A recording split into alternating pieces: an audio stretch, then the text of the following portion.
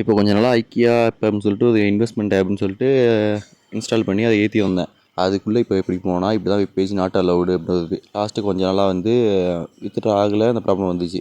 அதுக்கு பதிலாக ஆல்டர்னேட்டிவாக அவங்களே இன்னொரு ஆப் ஒன்று ஏற்றிருக்காங்க. அதுதான் இந்த டோல் பிக்குன்னு. அவங்களே இந்த டீம் லீடர்லாம் இருக்காங்க, அவங்களுக்கு மெசேஜ் பண்ணி இந்த ஆப் ஏற்ற சொல்லுங்கள், இந்த ஆப்புக்கு இல்லை நீங்கள் ஆள் சேருங்கன்னு சொல்லிட்டு அனுப்பி விட்ருக்காங்க. சேம் ஐக்கியா மாதிரி 670 பேக்கு 30 ரூபாய், அதில் 27 ரூபா வரும், இதில் 30 ரூபா, 1500 எல்லாம் அப்படியே சேம் அதே தான் அப்படியே இருக்குது. இதெல்லாம் ஹேட் பேக் அப்படின்னு சொல்லியிருக்கு. ஒரு ஆப்பு இப்போ தான் முடிஞ்ச உடனே அப்படி இது பண்ணி வச்சுருக்காங்க. இதில் வந்து சேம் அதே தான். டீம் கமிஷனு 10% எல்லாம் சேம் அதே மாதிரியே இருக்குது.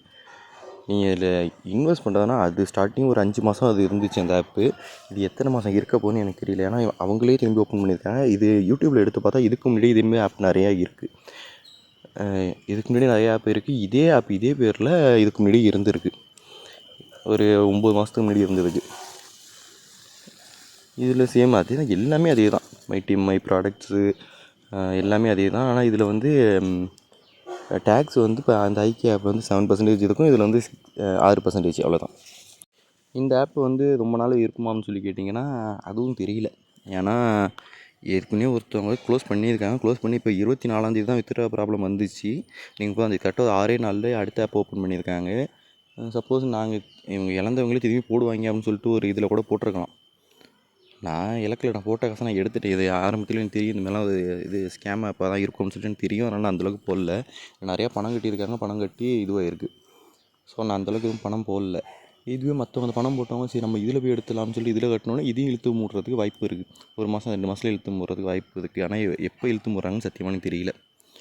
ஸோ யாரும் அந்த உங்கள்கிட்ட கை காசு இருக்கா ஒரு உங்களால் முடிஞ்ச அமௌண்ட்டு மட்டும் போடுங்க. ரொம்ப அமௌண்ட் வேணால், முடிஞ்ச அமௌண்ட்டு ஒரு கம்மியான அமௌண்ட்டு. இப்போ உங்கள்கிட்ட ஒரு 5000 ரூபா இருக்குன்னா நீ 220 பேக்கு போடலாம், 1500 பேக் கூட போடலாம். அந்தமாரி போடுங்க. அதை விட்டுட்டு நீங்கள் வந்துட்டு அந்த ஜுவல்ஸை அடகு வைக்கிறது, வட்டி கடன் வாங்குறது, இந்த மாதிரிலாம் தயவு செஞ்சு எதுவும் பண்ணிடாதீங்க. பண்ணி 3 லட்சம் 2 லட்சம் இழந்தவங்க நிறைய பேர் நான் இந்த ஐக்கிய ஆப்னால் நிறைய பேர் பார்த்துருக்கேன். ஸோ தயவு செஞ்சு யாரும் அந்தமாதிரி பண்ணாதீங்க. முடிஞ்ச வரையும் டெய்லி வித்ட்ரா போட்டுருங்க. டெய்லி பணத்தை எடுத்துக்கிட்டே இருங்க.